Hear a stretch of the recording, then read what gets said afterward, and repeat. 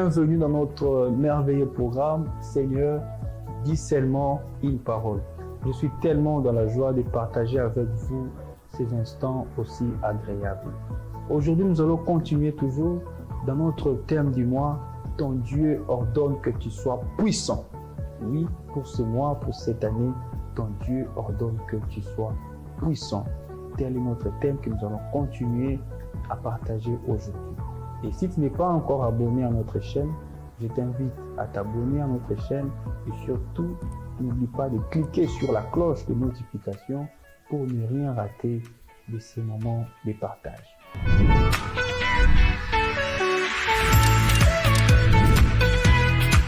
Notre sous-thème d'aujourd'hui qui va nous accompagner cette semaine, tu ne vois pas parce que tu ne regardes pas.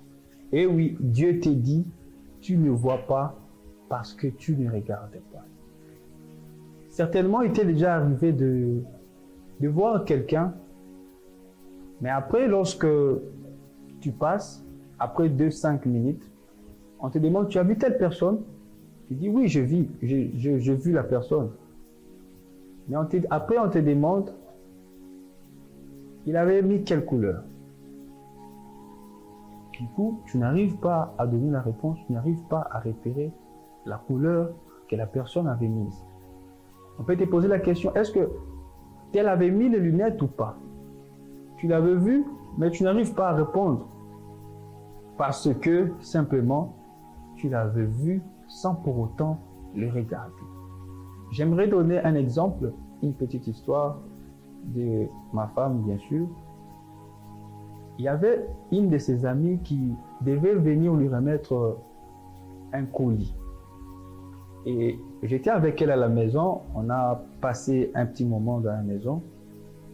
Et je suis sorti, j'étais juste à l'extérieur, devant la parcelle. Et j'ai discuté avec un frère. Du coup, sa copine qui venait, arrivée à la porte, elle dit à sa copine, donne des colis à mon mari qui est juste devant la barrière.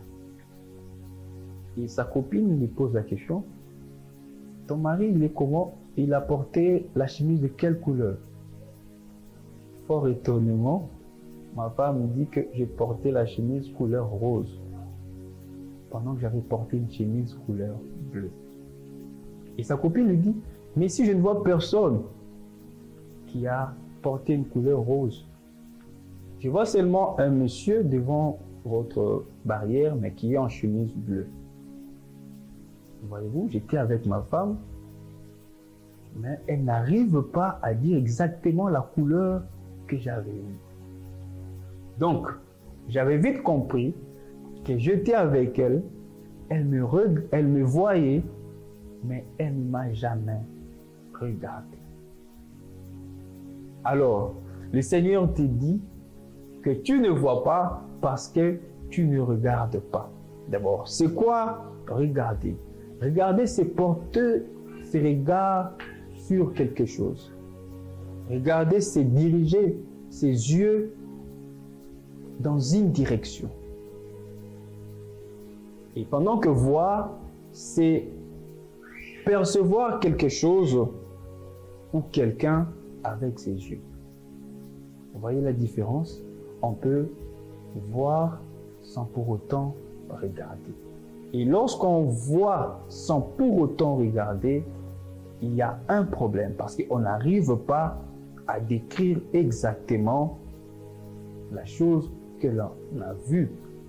De même avec toi, tu n'arrives pas à voir la main de Dieu, tu n'arrives pas à voir l'exaucement de Dieu parce que tu ne regardes pas. Parce que ton regard n'est pas fixé sur la direction à laquelle Dieu t'attend. Nous allons donner un exemple dans Marc 8, une histoire d'un aveugle. Un aveugle que Jésus a rencontré et que Jésus voulait guérir de tout son cœur. La Bible dit que Jésus prit l'aveugle par la main, le sortit de son village, le conduisit à l'extérieur, hors du village. Et lorsqu'ils sont arrivés hors du village, la Bible dit que Jésus prit la salive par ses mains, il mit la salive sur les yeux de l'aveugle, il pria pour l'aveugle. Alors, lorsque Jésus a prié pour l'aveugle, il a fini de prier, il demande à l'aveugle, regarde, que vois-tu? La Bible dit que l'aveugle a répondu Jésus pour dire que je vois des hommes, mais comme des arbres qui sont en train de marcher. Alors, Jésus repose encore ses mains sur l'aveugle pour prier. Il pria pour une deuxième fois, afin que cette maladie parte. Et cette fois-ci, heureusement pour l'aveugle, il recouvra la vie. Mais la Bible mentionne et la Bible souligne, avant de voir clairement, Jésus lui a recommandé de regarder.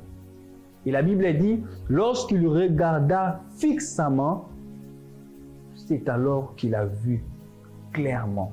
C'est alors qu'il a vu distinctement.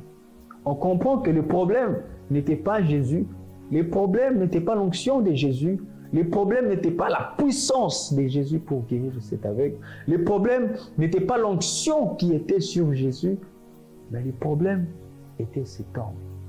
Car d'ailleurs, Jésus même, c'est lui la source de l'onction, c'est lui l'onction en personne. Mais la Bible souligne que cet aveugle n'a pas pu voir en premier parce qu'il n'a pas regardé fixement. C'est tel aussi ton problème. Tu ne vois pas la main de Dieu, tu ne recouvres pas la vue, tu ne vois pas l'exaucement de Dieu, non pas parce que l'onction de votre pasteur pose problème, non pas parce que la prière n'a pas d'effet, non pas parce que ton pasteur n'est pas puissant, parce qu'il y a des ceux-là qui se disent et qui changent même des églises en se disant que notre pasteur n'a pas assez d'onction, notre pasteur n'est pas puissant, cet homme de Dieu-là n'est pas puissant. Quel est ton problème? Et ton cas aussi, le Seigneur m'envoie te dire, ce n'est pas l'onction qui pose problème. Ce n'est pas la puissance de la prière qui pose problème, mais c'est toi le problème. Et pour voir l'exaucement de Dieu, le Seigneur te dit, regarde fixement, reste focus sur tes objectifs, reste focus sur l'exaucement que tu attends de Dieu, reste focus sur ce que Dieu t'a dit, reste focus, regarde fixement ce que tu veux que Dieu réalise dans ta vie. D'où c'est toi le problème.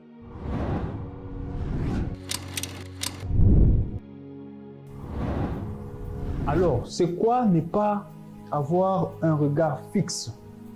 C'est quoi ne pas regarder fixement?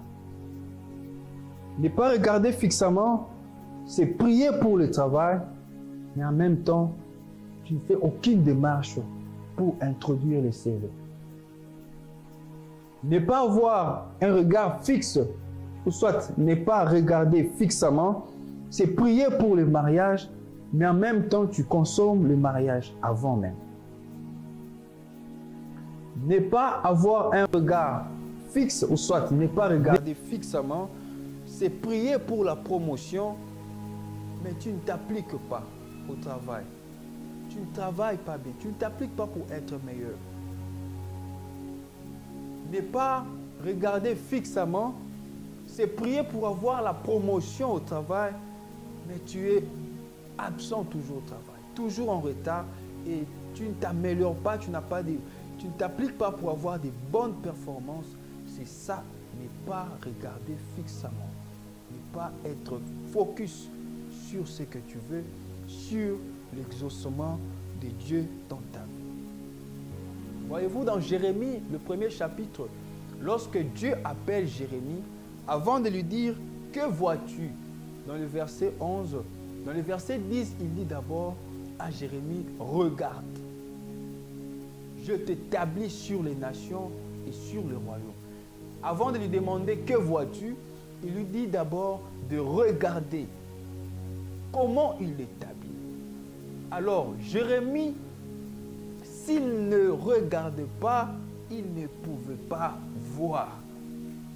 C'est pourquoi Dieu te dit Regarde ce qu'il a dit sur ta vie. Regarde ce qu'il a été annoncé sur ta vie. Regarde les promesses de Dieu. Reste focus sur les promesses de Dieu avant de les voir s'accomplir dans ta vie. Parce qu'il y a la part de Dieu, mais il y a aussi la part des hommes. Oui, c'est bien de prier, c'est bien de chercher la face de Dieu, mais il faut aussi travailler. Il faut chercher le travail. Tu veux le mariage? Oui, il faut soigner ton langage. Tu pries, mais tu soignes ton langage. Tu pries, mais tu soignes le soin corporel. Tu pries, mais tu prends soin de ton physique. C'est ça, regardez fixement. Il y a la part des hommes, il y a la part des dieux. J'ai pris, mais je dois aussi étudier pour réussir. Voyez-vous, c'est ça, être focus sur l'accomplissement de Dieu sur ta vie. C'est ça, être focus sur l'accomplissement de Dieu, sur les promesses de Dieu sur ta vie. Et l'Éternel Dieu te dit, si tu n'as rien vu jusque-là, parce que tu n'as pas regardé, parce que tu n'as pas été fixe sur ce que Dieu t'a dit, parce que tu as tenté d'autres voies afin de voir l'exaucement, parce que tu as essayé d'aider Dieu, c'est pourquoi jusque-là, tu ne vois rien.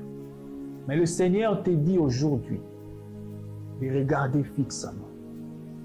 Regardez fixement Jésus-Christ.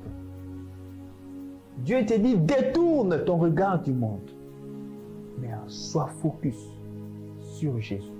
Sois focus sur la croix. Sois focus sur l'œuvre merveilleuse accomplie sur la croix. L'Éternel aujourd'hui te demande de détourner ton regard de tes faiblesses, de détourner ton regard de tes défauts, de détourner ton regard de tes insuffisances, mais que tu sois fixe sur Jésus. Mais tu regardes fixement ce que tu veux obtenir de lui. Mais tu regardes fixement ce que tu attends comme exaucement. Tu regardes fixement la croix de Jésus, là où tout a été accompli sur la croix. Ne regarde pas tes faiblesses. Ne t'appuie pas sur tes défauts. Tout le monde en a. Les meilleurs que tu connais aujourd'hui ont des défauts, ont des faiblesses. Mais Dieu te dit, regarde ton avenir meilleur. Regarde ce que tu veux devenir. Regarde Jésus. Ne regarde pas le monde. Ne regarde pas ce que le monde propose. Ne regarde pas les solutions du monde. Mais regarde Jésus. Voyez-vous, je vous ai donné l'exemple de ma femme. Parce qu'il ne m'avait pas regardé, il ne pouvait pas obtenir ses colis venant de sa copine. Et même avec toi. Parce que tu ne regardes pas Christ, tu n'arrives pas à obtenir ce que Dieu veut te donner. C'est pourquoi je t'invite aujourd'hui de tout abandonner, tout chemin que tu as déjà pris, tout raccourci que tu as déjà emprunté pour être ce que tu veux, pour obtenir ce que tu veux, de tout abandonner. Mais sois focus sur l'œuvre de Jésus à la croix. Et accepte-le encore aujourd'hui comme ton Seigneur et ton Sauveur. Car ce qu'il veut, c'est le meilleur. Ce qu'il veut, c'est pas que tu sois fort, mais il veut de tes faiblesses, de tes défauts, te rendre puissant, te rendre fort. C'est pourquoi il veut que tu voies ce qu'il t'a promis, que tu voies les promesses de Dieu, les prophéties dites sur ta vie.